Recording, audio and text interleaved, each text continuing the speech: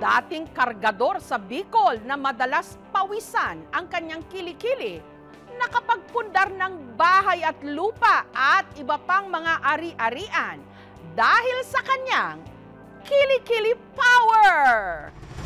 Nandidilim ba ang paningin mo sa maitim mong kilikili? Aba, wag yan hamakin dahil ang namumuong sama ng panahon sa iyong kilikili ang baka magbigay sa'yo ng magandang bukas. Katulad ng kargador na si Aldrich na dahil daw sa pawisan at maitim niyang kilikili, nakapagpatayo ng bahay, nakapagpundar ng mga motor, nakabili ng lupa na pinatayuan ng basketball court. Paano?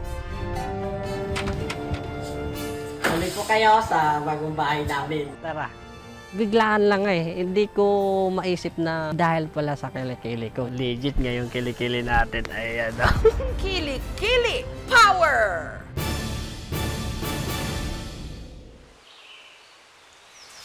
Para may ipantustos sa naiwan niyang pamilya sa Bicol, si Aldrich nag-sideline sa construction.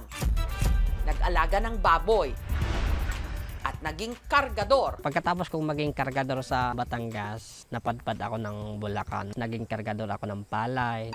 Ang sako-sakong bigas, feeds at simento, kaya niya raw pasanin sa kanyang balikat at ulo. Ayan guys, so magde-deliver tayo ng bigas ngayon.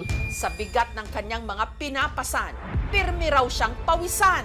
At dahil bilad sa araw ang kanyang kilikili, nangitim. Yeah! Kalaunan, nag-vlog siya. Matagal na ako mahilig mag-video-video. Banana, cute. Nung may napanood akong video na pwede palang kumita sa TikTok. At pinasok na nga ni Aldrich ang pagiging affiliate o yung pagre-review at pag-endorse ng mga produkto online. Hanap ka lang na legit na mga shop, bibili ka lang ng isang product, yun ang ipopromote mo. Kapag may bumenta, may commission ka na doon. Nagbenta siya ng sapatos, Parang gulong siya ng truck. Matigas siya guys, matigas siya. extension wire, Kung alin lang meron naka-charge, yun lang ang i-on natin mga boss. router, Bagay na bagay ito sa mga bukid or sa mga probinsan. bag, Ang liit-liit nito mga bossing travel bag, pero ang dami na ilagay ko. pati dewormer o pampurga ng aso. Pinatos niya. Ngayon, wala na silang garapata mga bossing kasi palagi ko sila nilalagyan. Nung una, maabot lang sa monthly, mga 7,000, 10,000. Hanggang sa nag-sale stock na rin siya ng deodorant na nagpapaputi raw ng kilikili. Basahin natin ang kilikili natin. Puti na. Kilikili ko guys. Since kargador ako, pawisin ako, tapos maitim yung kilikili. Ginamit ko yung deodorant. Natatawa ako pag nagpo-promote ako. Ayan, so pumuti na siya. Sa kanyang kakademo, kapansin-pansin daw na ang kanyang leki-leki pumuti. Sa totoo lang, mas maputi pa yung kilikili ko sa mukha ko, sa kasaliin. Dumami tuloy ang bumili sa ini-endorso niyang produkto. Kaya si Aldrich nakakomisyon ng limpak-limpak. Hindi ko maisip na dahil pala sa kilikili ko kikita ako. Sa pag-generate ng income ay hindi ito madali. Hindi rin natin masasabi kung magiging habang buhay na secure. Kasi ang mga platform wala sa control natin. Puti na. Kilikili ko guys. Pero bago pa lumiwanag ang kanyang kilikili at buhay, naging madilim daw muna ang mga naunang kabanata. Si Aldrich, sa kubong ito sa Naga City nakatira noon. Pangatlo sa 7 magkakapatid. Buhay namin noon, sobrang hirap. Si mama sa si papa, nagtitinda lang sila. Minsan, inuulam namin asin. Ito yung kinalakihan namin bahay. Ayan, nung tagpi-tagpi pa siya, butas-butas yung dingding. Medyo bulok ng mga kawayan. Pag bumabagyo or malakas yung ulan, pumapasok yung tubig dito sa loob ng bahay namin. So ito naman yung pinaka-main na kwarto namin. Mahirap kasi siyempre, siksikan. Dito sa mama minsan natutulog sa lupa, nilalagyan lang karton or banig. Si Papa Onding, namatay siya noong 2012 dahil sa sakit ng kidney. Nangako ako sa kanya, sabi ko pa, ako na lang bahala sa mga kapatid ko. Gagawin ko ang lahat para makatapos sa pag-aaral sila. Lumuhan na lang siya, hindi na siya sumagot. Tapos mga ilang oras, nawala na siya.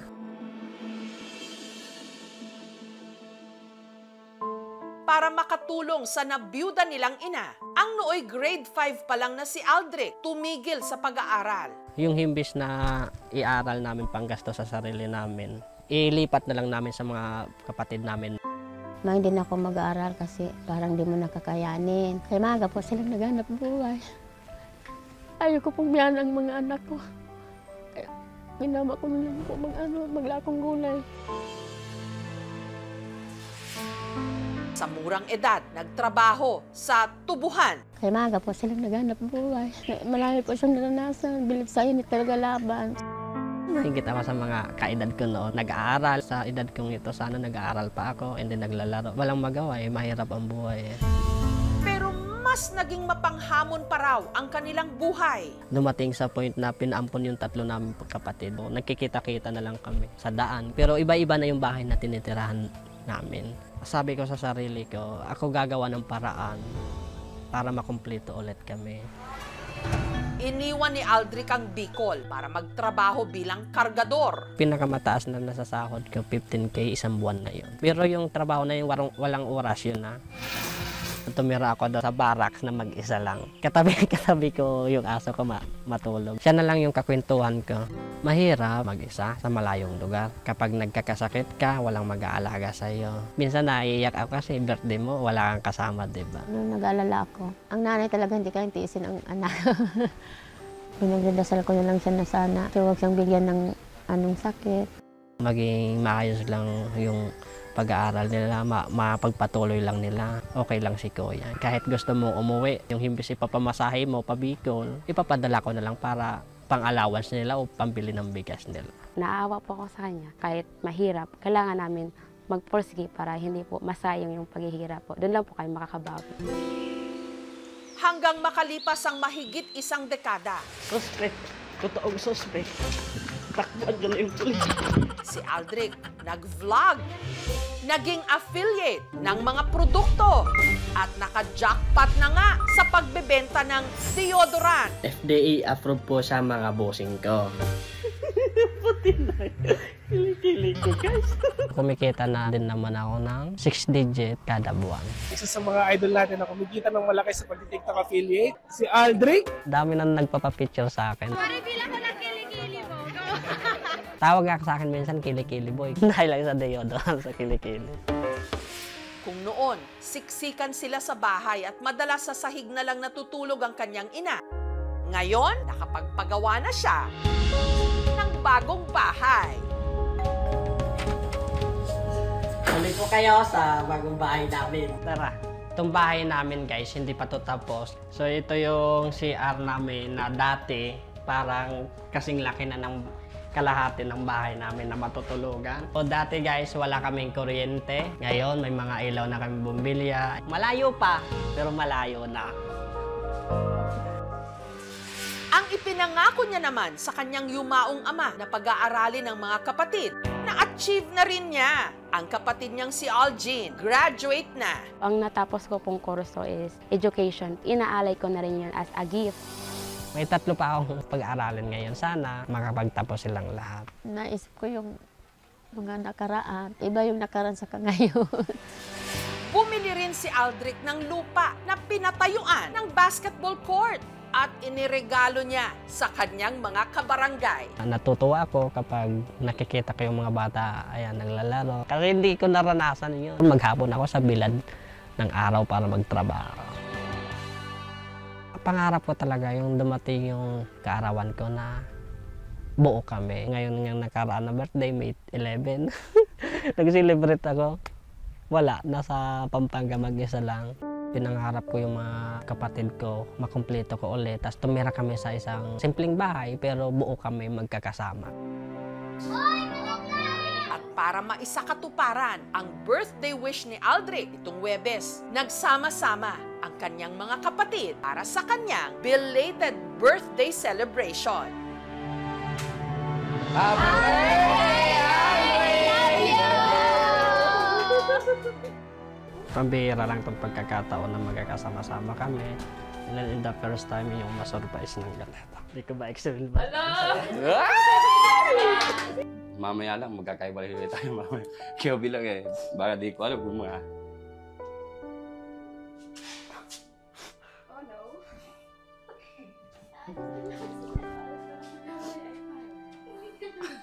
Iiyak na yan. Iiyak na. Busy naman ako sa trabaho. Baka di ko naman ulit na kabanding yung pamilya natin. Sana mag-ingat ka palagi. Happy birthday ulit, Tol. Thank you, Kuya, kasi paunti-unti umaayaw na yung panahon sa akin. Thank you, Kuya. Ano? Sigurado ako na ubuhay lang si Papa. Proud na proud siya sa iyo.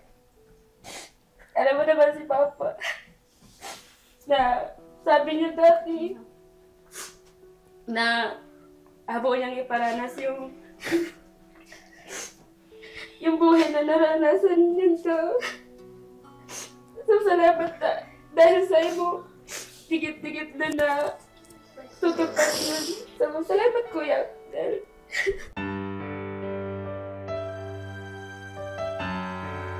Yung pangako ko sa iyo, ayan, unti-unti nang natutupad.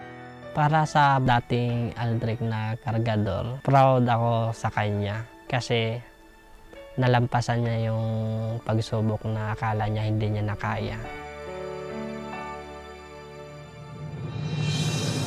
Sino nga ba naman ang mag-aakala na ang isang dating kargador dahil lang sa maitim niyang kilikili Kilikili ko, guys. kumikita na ngayon ng malaki-laki? Para sa mga taong tulad ko dati na galing sa hirap, para sa mga taong nangangarap, tuloy-tuloy lang. Ang buhay natin parang kilikili lang. Maitiman noon, darating ang araw, magiging maaliwalas lang.